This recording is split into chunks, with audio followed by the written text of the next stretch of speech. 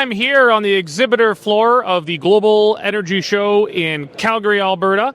I'm joined today by Stephen Buffalo. He is the president and CEO of the Indian Resource Council of Canada, an organization that advocates for Indigenous participation in the oil and gas industry and oil and gas. Anything beyond that, or? Well, obviously things have kind of elevated to pipelines, energy of all sorts, renewable, but ultimately we're created based on the advocacy for the First Nations that produce oil and gas. Yeah. Right on. Well, why don't you tell me just briefly about yourself, a bit more about your organization, and what you're doing here today at the Global Energy Show. Yeah, well, thanks for having me and doing this interview. I appreciate it.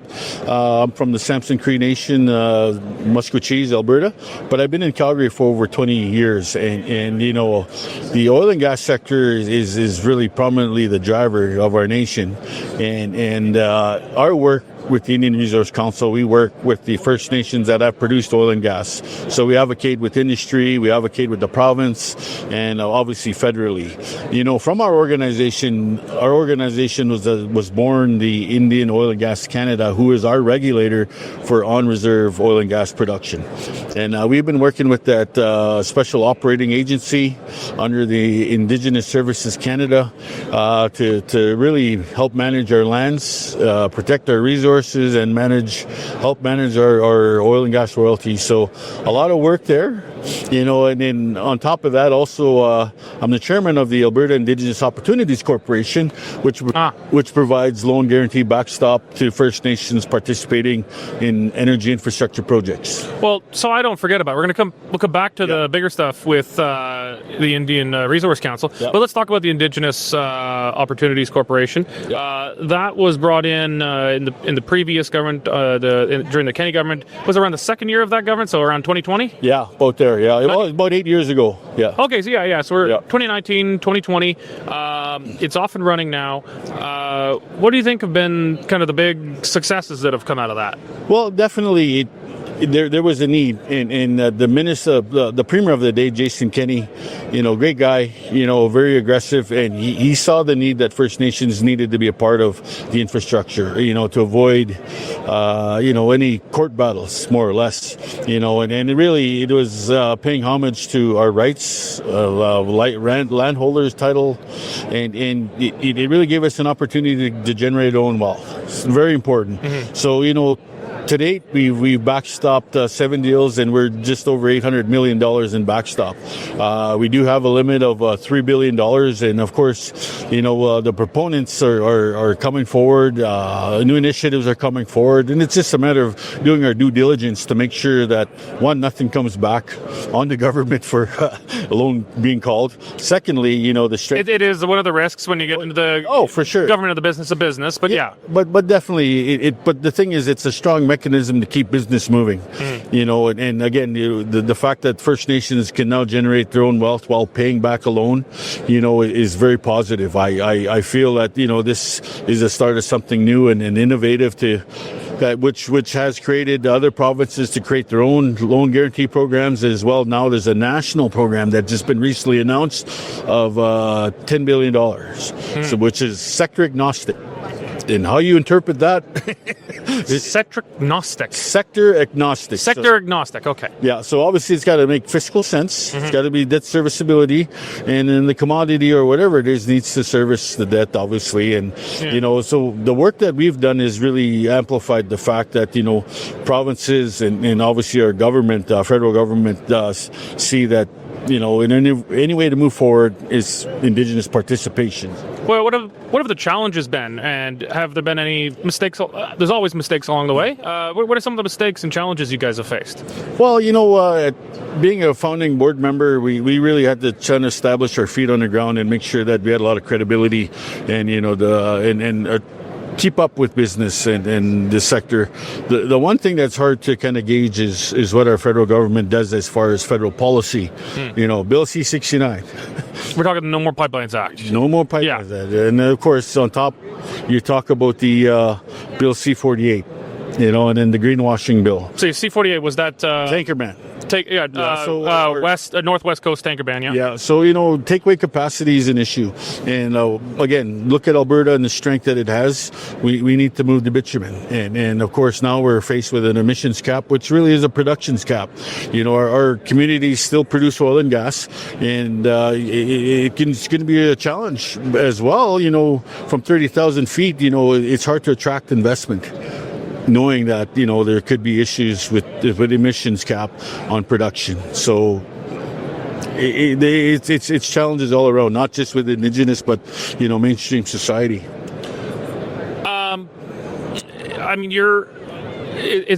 You lead an interesting, I guess, two organizations, but they have a similar mandate. Yeah. There's a lot of overlap.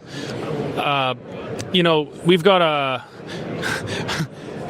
a cardboard cutout of Stephen Guilbeault over here. Can we pan the camera to? John, let's see if we could. Let's pan the camera. Let's bring the environment minister into this debate. Let's see.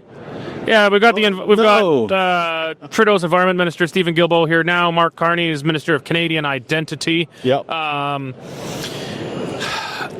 They've that side, the anti-resource development side, has really tried with a fair degree of success, I think, to try to paint Indigenous Canadians as implacably and effectively, universally and unanimously opposed to major resource development projects, right.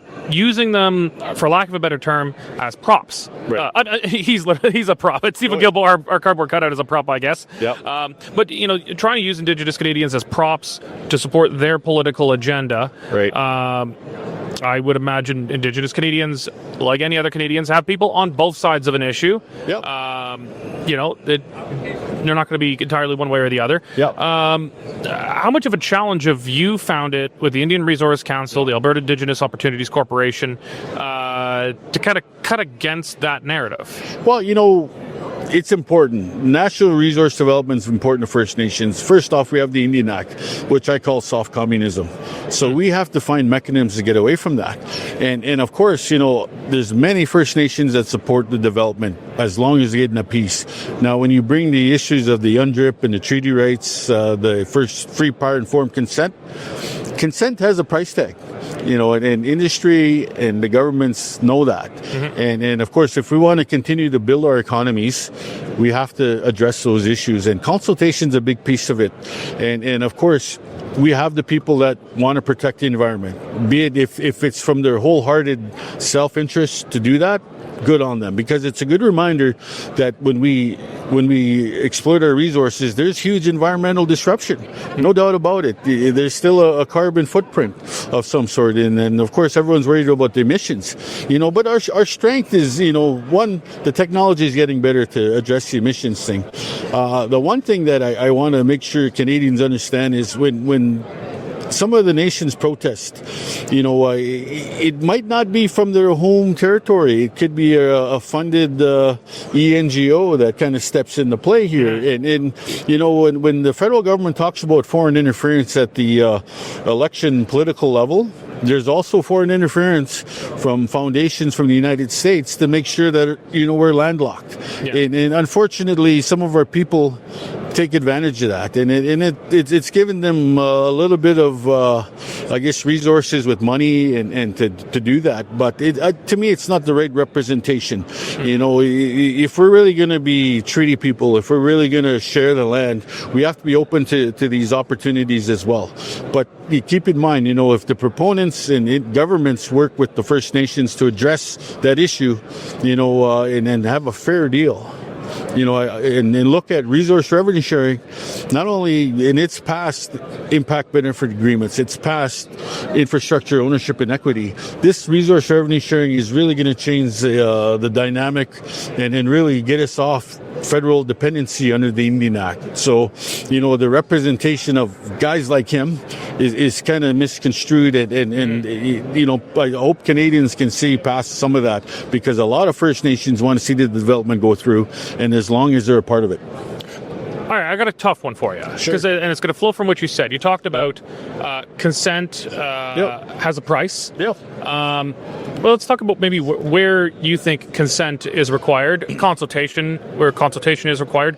Yep. Alberta's a bit neater because we have treaties. We have clear treaties for all Alberta territory. Yep. British Columbia is a lot less neat. Yeah. A lot of unceded territory where ancestral land is claimed, but it's not.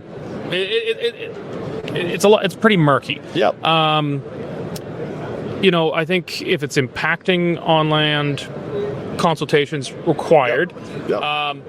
But do you think do First Nations have a veto over this, or is it they have to be not just on paper, but genuinely and thoughtfully and sincerely consulted? Where do you draw the line about where consultation starts and a veto ends? Yeah, for sure, and it's a really tough question, and I appreciate it as we're going around this, and even prior to the UNDRIP and treaties. The treaty has been set in precedent at the Supreme Court of Canada. So recognizing Indigenous right and title is already there, But you fast forward it to now with under the FPIC and the consent, and do First Nations have a veto? It looks like it. It says it does, because at the end of the day, there's ways to stop the development. But again, with the proper consultation and listening to the grassroots people, listening to the leaders of their concerns on why they feel it's not, that's where industry and governments have to kind of address and maybe make some amendments. But again, if the deal is fair, and you're seeing solid revenues back to the nation, just past, measly payments, I think that's a better way as addressing that whole issue on veto. It'll take some time, and then given the time frame that your Prime Minister has given us in regards to... You keep on calling him my Prime Minister. He's not mine either. Stop calling him that. To the one... We were doing this before the camera was on, too. Stop calling him my Prime Minister. Well, he's brought forward the One Canadian Economy Act, right? And of course, it's the fast track some of these infrastructure projects. So that's exciting. But again, the consultation piece has to really be addressed. Mm-hmm. And again, part of that can be disclosing some of these issues that where the foreign interference is coming. I can honestly say, we have to kind of support the greater good. If 300 nations support a project and one is opposed, we have to work with the one that it's being opposed. And if that's more capacity, if that's more understanding, if that's making a deal that really impacts, that addresses their concern, we have to go through that and make amendments. It's freebie. I don't remember the name of them off the top of my head. It was the West Coast, BC-based First Nations have names that are really difficult for me. The Alberta ones I'm pretty good with. Even Masquachis, that's one of the tougher ones, and I can get that. Yeah. Some of the BC ones they're very difficult. A lot of apostrophes and Q's. It's tough. But it was one of the ones that was thought to be most opposed to Northern Gateway and whatnot. The elected chief was in favor, but then we had so-called hereditary chiefs opposed to it. Digging into it, we found some of these hereditary chiefs don't seem to have much of a claim, but I mean, and it's not entirely parallels, but I mean, it's like, well, if the Queen of England thinks one thing, but the Prime Minister of England thinks another, well, the Prime Minister wins. That's the way that works. But I mean, these are different systems. I get it. But what are your thoughts? Do you know which? Can you name the one I'm talking about? Wet'suwet'en?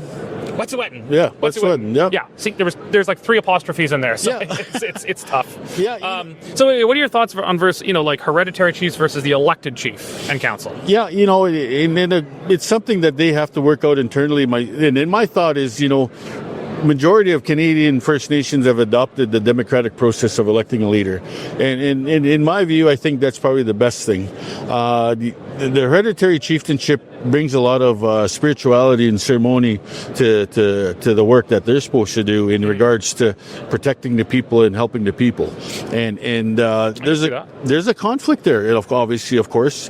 But, as mentioned, there are other factors at play that might influence some of those hereditary chiefs, which has been, I think there's some documentation in and around that. But in the same sense, I think it's best we leave it that they kind of work through their own systems and call that stuff with internally until they can come up with a decision. At the end of the day, if there's disclosure on some of these opportunities as to what's being offered to the First Nation, I think the greater will win. Again, I'm a strong supporter of this resource development because we've been stuck on federal dependency, and these are ways to get away from that. We have issues with housing. We have issues with clean water. Our healthcare is not the best. Our education is under the Indian Act. It's horrible. And of course, we see these wildfires now.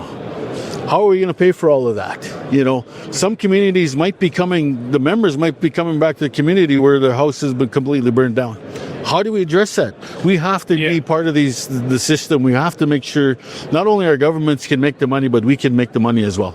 So where I want to go with this is not necessarily resource on this. This is you as a status Indian, part of your community.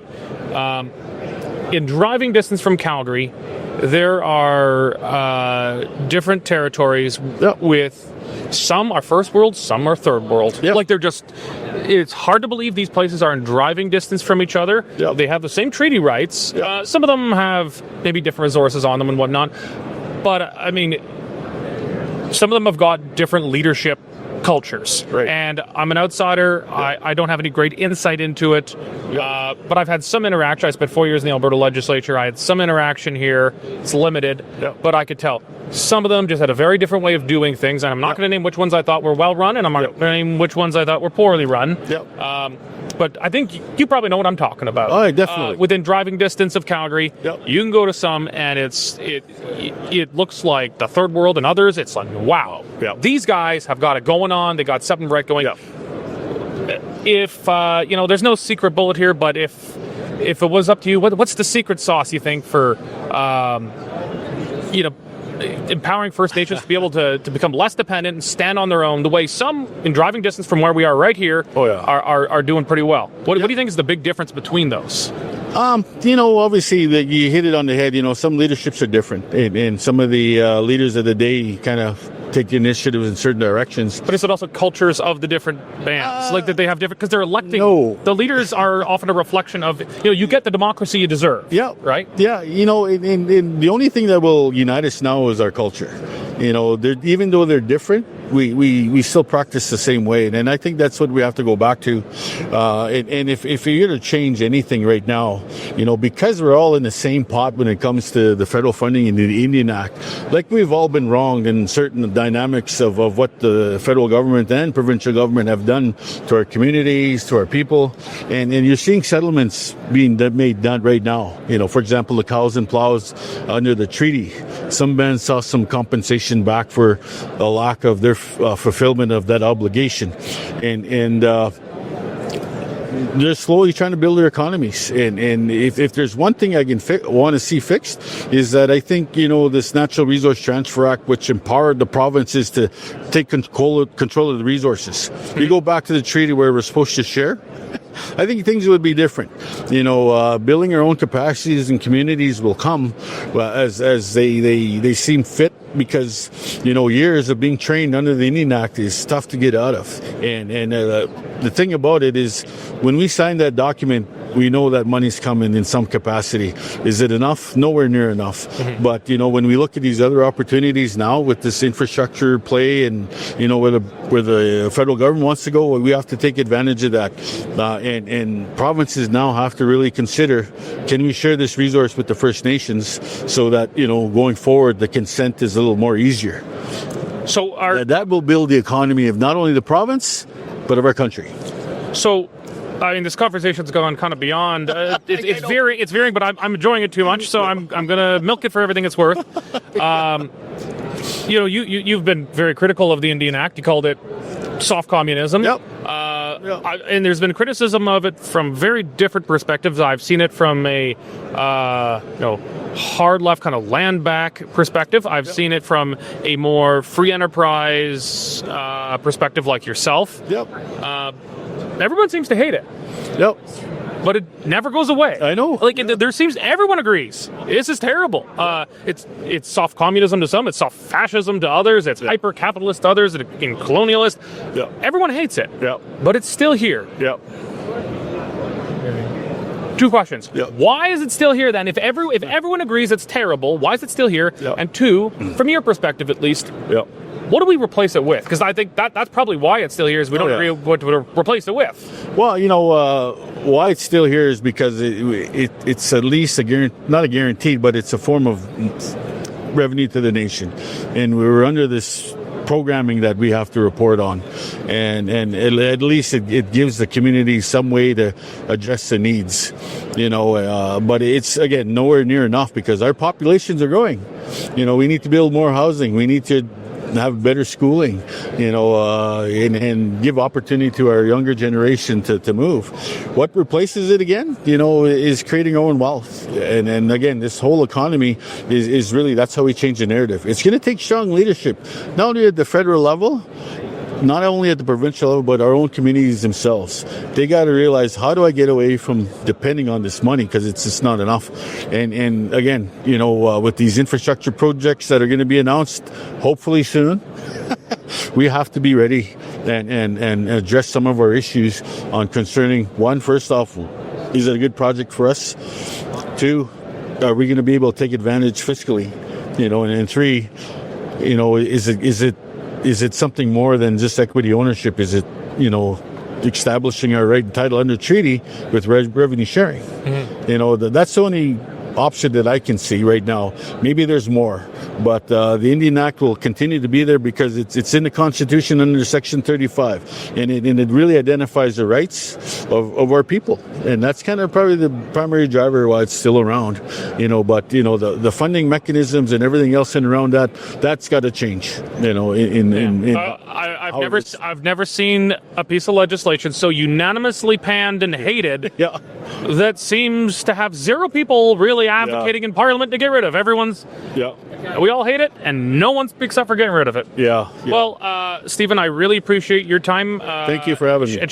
Sharing your time and knowledge with us today. And I guess I'll see you around the rest of the Global Energy Show here. Enjoy yourself. This is awesome. I really appreciate it. A lot of good dialogue. And, of course, we got countries from around the world here, and if there's anything that Canadians and Albertans we can do, is that we can show we can be an energy superpower if we want to be, but we can't do it without First Nations. I agree. Well, it's glad to have you in. Thank you very much. All right, that's Stephen Buffalo of the Indian Resource Council. Right on.